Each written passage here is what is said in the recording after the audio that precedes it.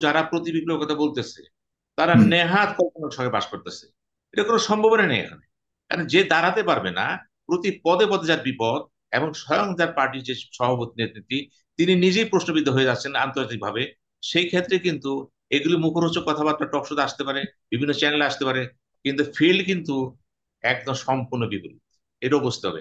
এখানে দুইটা জিনিস গুরুত্বপূর্ণ, একটা হচ্ছে সাবেক প্রধানমন্ত্রী শেখ হাসিনার ভারতে অবস্থান, এবং ভারত থেকে অন্য কোনো দেশে যেতে পারবেন কিনা সে আর একটা প্রশ্ন।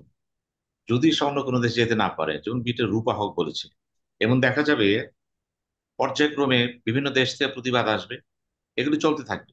এবং আপাতত তিনি ভারতে আসছেন, সম্ভবত তিনি সেখানে বেশ কিছুদিন অবস্থান করবেন পরিস্থিতি পরিবেশ বুঝে, তারপরে হয়তো কোনো পদক্ষেপ নেবেন। এটাই পর্যন্ত থাকবে। মেইন সমস্যাটা হচ্ছে এখন যেটা হাবিব ভাই বললেন, এই বৈষম্য বিরোধী ছাত্র আন্দোলন যেটা ছিল, এখন এরা কারা ছিল। এখন সময় এসেছে এটাকে একটু বিশ্লেষণ করার। কারণ হাবিব ভাই বললেন যে সেখানে বিএনপির তো অবদান আছে, আছে, জামাতের আছে। তাহলে জামাত বিএনপি, অর্থাৎ ছাত্র দল এবং জামাত শিবির দল, তাদের একটা পার্টিসিপেশন ছিল সরাসরি। অন্যান্য ছোট ছোট দলও ছিল কিন্তু, অর্থাৎ বৈষম্য বিরোধীরা কিন্তু দলটা যেটা ছিল সেটা কিন্তু পুরোটা নির্দলীয় ছিল না। ওখানে কিন্তু প্রধান রাজনৈতিক দলগুলোর যারা ছাত্র ফ্রন্ট করেছিল তাদের পার্টিসিপেশন ছিল, সমর্থন ছিল, এবং সবকিছু মিলে কিন্তু না, বৈষম্য একটা বিরোধী, আমি এই যে ডক্টর সিনের, বৈষম্য বিরোধী নামক কোনো সংগঠন তো নাই। বৈষম্য না, বিরোধী নামক কোনো তো জনগোষ্ঠী নাই আলাদা, যে যাদেরকে বৈষম্য বিরোধী আন্দোলন, সবার সমন্বয়ে একটা বৈষম্য বিরোধী আন্দোলন আছে। সবার সমন্বয় বলতে ছাত্ররা পারেন। সাথে ছিল, নিঃসন্দেহে তাদের একটা নেতৃত্ব, যেটা ইয়েরা, কিন্তু পেছনে তো জামাত বিএনপি বিরোধী দলের রাজনীতিবিদরাই তো রাজনীতি করেছে, হয়তো একটু কৌশলটা ভিন্ন ছিল। এই হলো বাস্তবতা। এখানে আমরা ফেডারেশন, অন্যভাবে। হুম। এটা federation of all the parties, সোজা হুম। কথা। এখান থেকে ছাত্র নেতৃত্ব দিল কারা? যারা নির্দলীয় ছিল তার সামনে আগে আসলো। কৌশলগত কারণে সেখানে জামাত বিএনপি অন্য দলগুলো তারা কথা বলেনি। তারা সমর্থন দিয়েছে কেন? উদ্দেশ্য একটাই ছিল, এক দফা এক দাবি। যখন এক দফা এক দাবি এসে গেল তখন কিন্তু আর কোনো বিরোধ থাকে না। সেই ক্ষেত্রে বৈষম্য বিরোধী যেটা বললেন সেটা একটা পার্সপেক্টিভ। এখন আসেন যে কথাটা বলা হচ্ছে এখন, এখন আমাদের মূল অ্যাটেনশনটা কিন্তু দেখা যাচ্ছে সরকারের দিকে। এখন সরকার যে ক্যাবিনেটটা করেছে তার অবয়বটা কি, এবং এই ক্যাবিনেটটাতে কি করতে পারবেন, এবং ইতিমধ্যে কি করেছেন, এবং কি দাবিগুলো সামনে আসতেছে, এবং এখানের সাথে বৈষম্য বিরোধী ছাত্রদের যে ফ্রন্ট তারাও মাঝে মাঝে কথা বলতেছে, যোগাযোগ করতেছে। কিন্তু প্রফেসর ইউনূস কিন্তু একটা কথা বলেছেন ঢাকা এয়ারপোর্টে নেমে বলেছে যে আমি দায়িত্ব নেব এবং আমি যা বলবো তা হবে। অর্থাৎ তিনি কিন্তু পয়েন্ট ব্ল্যাঙ্ক মেসেজ দিয়েছেন, আমি যে দায়িত্ব নেই সেখানে কিন্তু কোনো পার্শ্ব ক্রিয়া প্রতিক্রিয়া বা আমাকে গাইড করবেন চাপ দিবেন সেটা করবেন না কিন্তু। এবং এখন পর্যন্ত যেটা হচ্ছে আমরা দেখতে পারতেছি যে উনি আজকে দেখলাম সব নিয়ে একজন হয়ে গেছে উপদেষ্টা পরিষদ, হয়তো আরো সম্প্রসারণ করবেন। উনি ঘরটা গুছাচ্ছেন। এই গুছানোর মধ্যেও দেখেন চাপ তো একদিকে না, সরকারি কর্মচারীদের চাপ আছে, নির্বাচিত প্রতিনিধিদের চাপ আছে, পুলিশের চাপ আছে, বিভিন্ন সেক্টরের চাপ আছে। এখন সেই চাপগুলো তো আপনাকে প্রশাসন ঠিক করতে পারে। এখন প্রধান ছিল আইন শৃঙ্খলা, এখন পুলিশ অনেকটা মোটামুটি মোটামুটি একটা পর্যায়ে এসে গেছে। এখন খুব আছে ভিতরে কিন্তু এই দীর্ঘদিন যারা চাকরিতে করতে পারে নাই, অবসরে চলে গেছিল, তারাও চাপ দিচ্ছে। এগুলো কিন্তু ইন্টারনেটের প্রসেস আছে। এখন এগুলি মিলিয়ে আপনাকে যে কাজটা করতে হবে এই মুহূর্তে, উদ্দেশ্য হলো আপনার রোড ম্যাপটা। এই রোড ম্যাপটা খুব জরুরি কিন্তু, অর্থাৎ না, রোডম্যাপে দেশ। যাবেন, রোডম্যাপে যাওয়ার আগে আমি একটা প্রশ্ন করি। আপনি তো খুব ক্লোজলি পর্যবেক্ষণ করেন এবং জনগণও জানবার জন্য অনেক মাঝে মধ্যে দেখা যাচ্ছে আমাদের কাছে জানতে চায়, এই যে উপদেষ্টা মন্ডলীর যে প্যানেলটা, এটা আসলে কার কন্ট্রোলে রয়েছে, কারা নির্ধারণ করছে? এখানে আসলে অনেকগুলি পক্ষের কথা বলা হচ্ছে। আপনার কাছে কি মনে হয়, স্বাধীনভাবে কি ডক্টর ইউনূস সবাইকে চুজ করতে পারছে? এবং এই চয়েস গুলি কি সঠিক চয়েস বলে মনে করেন এখন পর্যন্ত, অ্যাজ অফ নাও, যারাই এখন ইয়ে হয়েছে? কারণ আমরা দেখেছি যে ইতিমধ্যে একজন উপদেষ্টাকে সরিয়ে ফেলা হয়েছে তার দায়িত্ব থেকে। সেই উপদেষ্টাকে উপদেষ্টা করার পেছনেও কার সিদ্ধান্ত ছিল, এবং তিনিও বা কি ধরনের পারপাস সার্ভ করার জন্য এসেছিলেন, আবার তাকে সরিয়ে দেওয়া হলো, এর পেছনে আসলে সিদ্ধান্তগুলি কারা নেয় বা সঠিক নিচ্ছে বলে মনে করেন কিনা? দেখেন এই যে ক্যাবিনেট ক্যাবিনেট যেটা হচ্ছে বা যারা নিয়োগ পাচ্ছে, এটা শুধুমাত্র কিন্তু ডক্টর ইউনূস একা করতেছে। এটার পিছনে আমাদের সামরিক বাহিনী, যেটা অর্থাৎ সেনাবাহিনীর কিন্তু একটা পরামর্শ এখানে আছে। কারণ সেনাবাহিনী chief কিন্তু বলে দিয়েছেন আপনাদেরকে, সেনাবাহিনী ডক্টর ইউনূস সাহেবকে সমর্থন দিবে, তার পাশে থাকবে। অর্থাৎ সেনাবাহিনী তো অর্গানাইজ ফোর্স, তাদেরও কিন্তু সুপারিশ কিন্তু এখানে আছে। তারাও কিন্তু দেশটাকে কিন্তু একটা বেহাল অবস্থা হতে দেবে না। এই যে সেনাবাহিনী বলেছে, সরাসরি বলেছে যে আমরা কিছু আওয়ামী লীগের নেতা নেত্রীদেরকে আমাদের তত্ত্বাবধানে আসছে, আমরা সময় সুযোগ মতো বুঝে তাদেরকে আইন হাতে তুলে দেবো। কেন বলেছে? যাতে কোনো ভায়োলেন্স সৃষ্টি না হয়। এখানে একটা কিন্তু গভীর চিন্তা ভাবনার ব্যাপার আছে। উনি দিবে তুলে, এবং আমরা দেখতে পাচ্ছি কিছু কিছু জায়গায় ধরা পড়ছে, আসতেছে, যে কোনো ভাবে হোক আমরা ধরে নেব এগুলি প্রক্রিয়ার ভিতর থেকে বেরিয়ে আসতেছে, ধরা পড়তেছে। আমি সেটা সেভাবে দেখতেছি না। সুতরাং এখন ক্যাবিনেট ফরমেশনে দেখেন, এই যে 4জন আসলেন, এরা কারা? আগে যারা ছিলেন, এখানে এনজিও তে দেখেন, প্রথম তাকে এনজিও তে 4জন আসলেন, 4জন এনজিও তে চলে আসলেন, অল্প ক্যাবিনেট ছিল। আবার দেখা যাচ্ছে বয়সের ভারে চাপ হয়ে গেছে, যেমন হাসান আলী, উনি তো ছিলেন একসময় অতীতে, ওনার এবার আসলেন কেন? কেন আসলেন জানি না, কিন্তু আসছে এটি সত্য, আসছেন তো। এখন ব্রিগেড শাখাওয়াতকে নিয়ে যে প্রবলেম দেখা দিল, তিনি কথা বলতে যে স্লিপ অফ টাং বলেছেন, ক্ষমা চেয়েছেন, তারপরে যখন তার সরায় দেওয়া হলো। সাখাওয়াত সাহেব যদি সরকারের আদর্শ উদ্দেশ্য কর্মসূচি বাধা হয়, তাহলে তিনি ক্যাবিনেট আছেন কেন? ওনার থাকার অর্থই হলো এইখানে থাকবেন না, ওখানে যান। ওখানে যাওয়ার অর্থ হলো তিনি এই সরকারের পথে কোনো কর্মকাণ্ডে বাধা না। এটা প্রমাণ হয়ে গেল তো। এখন তিনি থাকবেন কি থাকবেন না, এটা তার ব্যাপার। তিনি যদি মনে করেন আমাকে বেইজ্জতি করা হয়েছে, বা তার যে আত্মসম্মান বোধ সেভাবে থাকে, তিনি হয়তো কিন্তু বলতে পারেন না, আমি নিজের ব্যক্তিগত করে না, দায়িত্ব যা ভাগ করা, আই মিন এটাকে সরানো হয়েছে, এই দায়িত্ব থেকেও যায়, তিনি তো স্টিল উপদেষ্টা। হুম। প্রশ্ন হলো সেই স্টিল উপদেষ্টা। সুতরাং আমি আর তাকে বলতে পারছি না যে সে কোন একটা দলকে সমর্থন দেওয়ার কারণে তাকে পানিশমেন্ট দেওয়া হয়েছে, অত গেছে না, সরিয়ে দেওয়া হয়েছে এক জায়গা থেকে। এই কথা তো অন্য জায়গা থেকে বলতে পারতেন তিনি। তিনি হুম। যেখান থেকে বলেছেন, এটা তো তার কথা হতে পারে। ওই ওই মানে হোম মিনিস্টার। কন্ট্রোলটা আপনি মনে করেন যে ডক্টর ইউনূসের হাতে পূর্ণাঙ্গ কন্ট্রোল রয়েছে, এটাই জানতে চাচ্ছি, যে এবং তার প্রভাবই সব জায়গাতে আছে বলে মনে করেন কিনা? আমি মনে করি পূর্ণ কন্ট্রোল নাই। কারণ দেখা যাচ্ছে উনি বেসিক্যালি সে ভদ্র নম্র বিনয়ী, এবং তিনি প্রশাসন, বিশেষ করে রাজনীতিক, এই চেয়ারটা তো রাজনীতি। আপনি যত নিউট্রাল বলেন না কেন, very chair of the chief advice political. হয়তো প্রত্যেকের পলিটিক্যাল, রাজনীতি রাষ্ট্র চালান মানে তো পলিটিক্যাল। তাকে তো অসংখ্য শক্তিগুলিকে ট্যাকেল করতে হবে, সবই তার শক্তি। সেই ক্ষেত্রে এটা কিন্তু অরাজনৈতিক হলেও কিন্তু অরাজনৈতিক ভাবেই কিন্তু রাজনীতি হয়ে গেছে এটা। সেই হুম। ক্ষেত্রে তিনি কিন্তু একা করতে পারবেন না। কারণ সেনাবাহিনী চিফ তো বলেই দিয়েছে আমরা সমর্থন দিব, আপনাকে সমর্থন দেবো। এখানে সেনাবাহিনী হাত আছে কেন এই সিলেকশনে? আচ্ছা, আবার সেনাবাহিনীর দেখেন, হাত আছে বলতে চাচ্ছেন নাকি সেনাবাহিনীর কন্ট্রোল আছে? হাত বলতে তাদের একটা পরামর্শ থাকতে পারে, কিন্তু কন্ট্রোল বা ব্যাক্ট এরকম বলার তো সুযোগ নেই। শুধু পরামর্শ নাই, সে কিছুটা শেয়ার করতেছে এখানে, বলতে পারে তার একটা ভালো শেয়ার আছে, বা ডমিনেটিং শেয়ার এখানে আছে। কন্ট্রোল ঠিক আমি বলবো না, শেয়ার আছে, ডমিনেটিং শেয়ার আছে। কারণ এখানে ডক্টর ইউনূসও মনে করতেছে ইন সাপোর্ট অফ জনগণ। হুম। জনগণ তো সব জায়গায় আছে। এখানে দেখতে হবে মন্ত্রিসভা কে করতেছে, এই এই লিস্টটা কে করতেছে।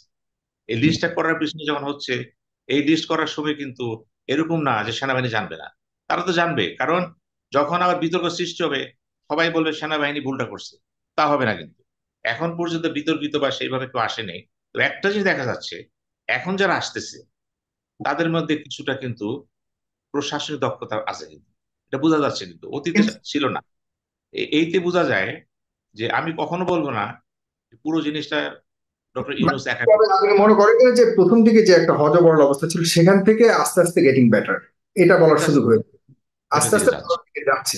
এক আর দুই হলো, মানে জনগণের ইচ্ছা বা জনগণের সমালোচনার যে সরকার ধর্তব্যে নিচ্ছে, এটাও বলার সুযোগ রয়েছে। কারণ হলো, আমরা যে মাত্র কয়েকদিনের মাথায় তো একজন উপদেষ্টাকে তার দায়িত্ব থেকে, মানে তার যে নির্ধারিত ইয়ে ছিল, আপনার মন্ত্রণালয় ছিল, সেখান থেকে সরিয়ে তাকে অন্যত্র নেওয়া হয়েছে, বাট স্টিল হিজ অ্যাডভাইজার। বা এটা বোঝাতে যাচ্ছি এই যে সরকার জনগণের ইচ্ছাগুলোকে গুরুত্ব দিচ্ছে, এটাই প্রমাণিত হয়ে গেছে এই কয়েকদিনের মধ্যে, যে জনগণের একদম বিচ্ছিন্ন নয়। আমি কিন্তু এখানে ডিফার করবো আপনার সাথে। হুম। ধরেন যদি ব্রিগেড সাগর সাহেব যদি মনে করে, যেটা বলেছে, হুম। ছাত্ররা বলেছে, ছাত্র প্রচার বিভিন্ন জায়গাতে বলা হয়েছে, যদি মনে করা হয় তিনি এই সরকারের পারপাস সার্ভ করতেছেন না, তিনি অন্য পারপাস আছেন, তাহলে কিন্তু তার এই পরিষদেই থাকার কথা না। যেহেতু তিনি উপদেষ্টা পরিষদে আছে, না, এর যেহেতু অর্থ বিতর্ক উঠেছে, মানে কোনো বিতর্ক নিয়েও যেন তারা কেউ না থাকে তাদের ইয়েতে, এই কারণেই সেটা হয়তো এই ব্যবস্থা নিয়েছে, যে যেহেতু বিতর্ক তাহলে উঠেছে এদের দায়িত্ব থেকে। আমাদের এটা বুঝে নিতে হবে, সবকিছু কিন্তু দাবির প্রেক্ষাপটে হবে না। হুম। তবে রাষ্ট্র পরিচালনার ক্ষেত্রে কিছু ব্যবস্থা আছে, কিন্তু কিছু হুম। লক্ষ্য আছে। কাকে তা কোন কাজটা করতে হবে, এটা তো ইনুসাকে বুঝতে হবে। এখন সামরিক বাহিনী যারা তারাও তো বুঝবে এটা। এইটাই প্রমাণ হলো ইচ্ছে করলে বাদ দেওয়া যায় না। বাদ দেওয়ার দাবি করতে পারে, কিন্তু যারা পরিচালনা করতেছেন তারা জানেন কাকে তা কি করতে হবে। এটা কর্মসূচি দেখেন আছে।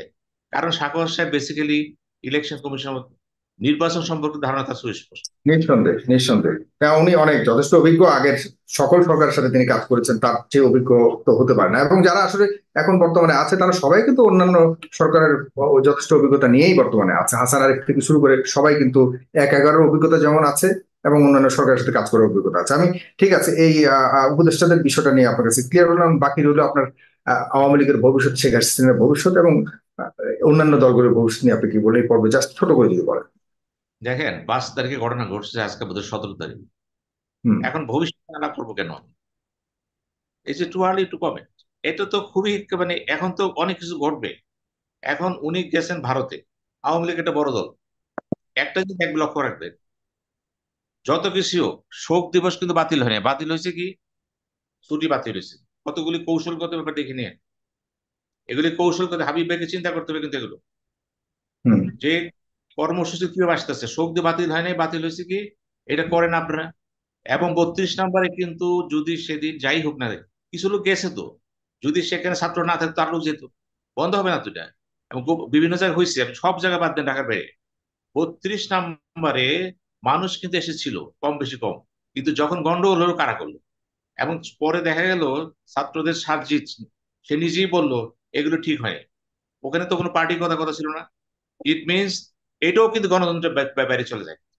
আপনি আওয়ামী লীগ পড়ে গেছে, এ ব্যাপারে আমরা একমত। তিনি হুম। যা করছেন দ্বিমত পোষণ করছে এদের সাথে। কিন্তু এখন যদি তাকে অটোমেটিক যেটা হয়, সুস্থতার ছেড়ে দেন না, কি হয়? মানুষ যদি আসে, কিছু লোক তার পক্ষে আসে, অর্থাৎ মালা দেয়, ফুল দেয়, চিঠি দেয়, আসতে পারে। সেইখানে যখন বাধা সৃষ্টি করা হচ্ছে, তখন আপনাকে বুঝতে হবে স্রোতকে আপনি আপনি কিন্তু সেই স্রোতটাকে কিন্তু আপনি নিয়ন্ত্রণ করার চেষ্টা করতেছেন। এখানে কিন্তু মেইন প্রশ্নটা এসে যায়। সেই জন্য আমি বললাম আওয়ামী লীগ ধ্বংস হয়ে গেছে কি ধ্বংস হবে না। হাবিব ভাই তো প্রোডাক্ট অফ আওয়ামী লীগ, ছাত্রলীগ, এবং আওয়ামী লীগ শুধু জানে এটা একটা বড় দল, কিন্তু এটাকে কিন্তু জাতীয় পার্টির মতো ভ্যানিশ করে দেওয়া যাবে না। কিন্তু এটা হয়তো অনেকগুলো ক্রাইসিস ফেস করবে, দীর্ঘদিন ক্ষমতায় বাইরে থাকবে, এটাও আমি হুম। শুনছি বলতে পারি। কিন্তু অনেক সংগ্রামের পরও কিন্তু যদি নির্বাচনটা আপনি কালকেও দেন, কিন্তু আওয়ামী লীগ দাঁড়াবে আপনি কিন্তু। কি বিগত সরকারগুলির অপরাধের প্রেক্ষিতে তাদের যে পরবর্তীতে তাদের অবস্থান, পরবর্তীতে তাদের পরিণাম, সেটার সাথে সদ্য সাবেক আওয়ামী লীগের আহ, কি তুলনা করার সুযোগ রয়েছে? আওয়ামী লীগের বিরুদ্ধে তো গণহত্যার অভিযোগ রয়েছে, আন্তর্জাতিক হ্যাঁ, আদালতে যাবে। সাবেক এগুলো প্রধানমন্ত্রীর বিরুদ্ধে হাজার খানেক হত্যার অভিযোগ রয়েছে। সেটির সাথে আপনি মন্ত্রী এরশাদের সাথে আর এর আগে বিএনপির সাথে মিলানোর কোনো সুযোগ রয়েছে? আপনি মন্ত্রী মিনিস্টার বাদ দেন, আমি হুম। বলেছি স্বয়ং সাবেক প্রধানমন্ত্রী শেখ হাসিনা কথা আসেন না কেন? আজকে জাতিসংঘের নিরপেক্ষ তদন্ত হয় যদি, এবং সেই তদন্তে যদি রাইট। দেখা যায়, হুম। দেখা যায় এই হয়ে গেছে, এই সেই সেটা কিন্তু আন্তর্জাতিক হয়ে যাবে। আন্তর্জাতিক হয়ে গেলে কিন্তু হুম। প্রধানমন্ত্রী শেখ হাসিনা, প্রধান হাসিনা শেখ হাসিনা কিন্তু পৃথিবীর কোথাও যাওয়া সম্ভব হবে না। সেখানেই কারণ আমার প্রশ্ন। আপনি যে বলছেন তাদেরকে ভ্যানিশ করা যাবে না, তাহলে শেখ হাসিনা নিজেই তো ভ্যানিশ হয়ে যাচ্ছে, এরপরে রয়েছে আওয়ামী লীগ। আওয়ামী লীগ তো সংগঠন হিসেবে তাদেরও তো প্রায় আ- সবার বিরুদ্ধেই কিন্তু অভিযোগ রয়েছে। আওয়ামী লীগের এমন এখানে কোনো নেতা বাদ নাই যার বিরুদ্ধে অভিযোগ নাই, এবং এগুলো তো উনি প্রমাণিত। এমন না যে বহু আগের ইতিহাস মনে নাই, এগুলো তো একদম পুরোপুরি ছবি সহকারে অনেক আছে। আমি সবাই 100% তো আর কেউ অপরাধী হতে পারে না, তবে ম্যাক্সিমাম তো অপরাধী। আমি বলছি শেখ হাসিনা বয়স মনে করেন এখন 79 বছর বয়স, কথার কথা। হুম। এখন ওনার যে বয়স, এই বয়সে কিন্তু এখন তার পক্ষে আওয়ামী লীগের রিভাইভ করা সম্ভব। অটোমেটিকলি তার বোনও এখানে আসতে পারবে না, কারণ একই সংগ্রাম। তাহলে বঙ্গবন্ধু পরিবারে যারা আছেন তারা কিন্তু আগামীতে রাজনীতি জিরো, ওই পরিবারটা জিরো হয়ে গেল। এখন নতুন প্রেক্ষাপটে নতুন ভাবে এর মধ্যে যদি তার বিচার হয়ে যায়, বিচারের হুম। রায় হয়ে যায়, এবং সেটা আন্তর্জাতিক আদালতে হয়, তাহলে নিঃসন্দেহে বলতে পারেন যে এই দলটা তো মানে একবার বলতে পারেন বহুদিন, বহুদিন এরা বাইরে থাকবে। আচ্ছা। কবে পরের কথা। কিন্তু আপাতত কিন্তু যারা প্রতিবিপ্লবের কথা বলতেছে, তারা হুম। নেহাত কল্পনার সঙ্গে বাস করতেছে। এটা কোনো সম্ভাবনা নেই এখানে।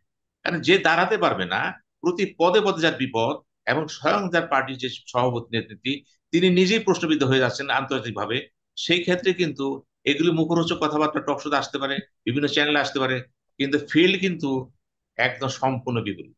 এটাও বুঝতে হবে। জনগণ আসবে, কিছু জনগণ আসবে, কিন্তু সেই জনগণ কিন্তু ভোট যুদ্ধে জনগণ না, ভোট পার্টিকে দাঁড় করানো জনগণ না কিন্তু। এগুলো ভিন্ন জিনিস। এখন আমরা এইটুকু আপাতত বলতে পারি, বিদ্যমান পরিস্থিতিতে আপাতত প্রতি বিপ্লব দূরের কথা, আওয়ামী লীগ এর মধ্যে হুম। দল হিসেবে আওয়ামী লীগের জন্য খুব কঠিন প্রশ্ন, কারণ স্বয়ং দলের যে সভানেত্রী হুম। তিনি কিন্তু মুখোমুখি হয়ে যাবেন। ধন্যবাদ।